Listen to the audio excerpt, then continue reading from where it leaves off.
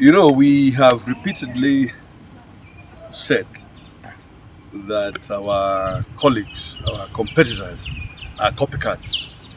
And you saw it in yesterday's feeble attempt at a manifesto.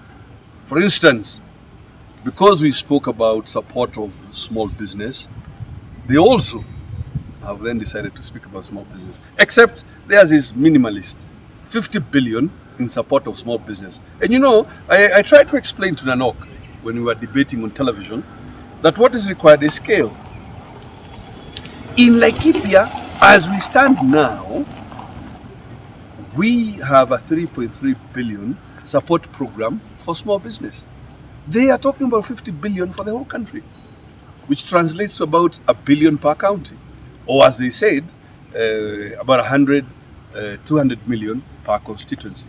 In Laikipia, it is 1 billion per constituency right now, not in the future. Now, Azimio is going to scale that up. So that is why our own target is about 3 to 350 billion in small business support. If you want to transform Kenya, we have to be serious. So, as we have said before, our colleagues are simply copycats. Thank you very much. Do you think that the manifesto is realistic? It is cut and paste. Yes. They have taken our manifesto and it is cut and paste. They're not very good copycats. And they're not, yeah, exactly, they are not very good copycats. So, where we had said like 300 billion, now they're saying 50 billion. They have not a single original idea. And it is quite clear, if you go back to 6 months ago, when Nanok and I were debating, they have not a single idea of what it takes to transform the Kenyan economy. The Kenyan economy, you were talking about more than 7 million micro enterprises, very small businesses. To transform Kenya, you must do something meaningful for those micro businesses. And you cannot do it with tokenism. You cannot do it by the sort of thing that our competitors are talking about. You have to do something transformative. So, but because our colleagues are copycats, and remember, we delayed the launch of our manifesto for a long time because we know these guys. All they do is copy what we're doing. When we did last year, when we did the Azimio regional congresses, they are now following us many months later with what they are calling economic forums. And it's such a shame because, for example, when we were here in Nyahururu a few days ago, there were street fights. And this is really, and they should feel ashamed of themselves. This is not the kind of politics that Kenya requires. Kenya requires politics, polished politics, of ideas of how to transform our economy, not stone throwing, which they brought here, a few days ago. And ask yourself, what made them only launch their manifesto 30 days to the election? What have they been campaigning on? But they had been waiting and waiting and waiting until we launch our manifesto so that they can copy and paste. Yeah. Yes. And I remember when we were in primary school, I remember Mr. Kyohe moving Nanok from my desk. I suspect even then he was copy pasting. Yes. The reason we are focused on manufacturing is because to increase agricultural productivity, you must use technology. You must use machines and tools. And those machines and tools will be made right here in Kenya.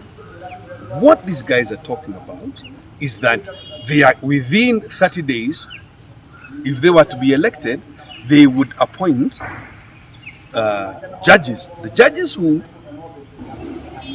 were not appointed because there is credible intelligence of doubtful conduct. What are these Kenya Kwisha fellows saying that within 30 days they will appoint those judges. And there are particular, I mean, it's not all judges. There are a few persons who there is credible intelligence that these persons are corrupt.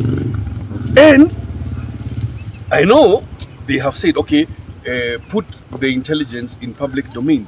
That is reckless. Intelligence is not something that you put in public domain without compromising those who gather intelligence. The truth is, there are a few individuals. 99% of our judges are beyond reproach. 99%. But in any organization, you will find one or two individuals whose conduct is doubtful. Now, these Kenya Kwisha people are saying, within 30 days, I don't know, 15 days of their being in office, they are going to appoint those corrupt individuals to the bench. Why? Why?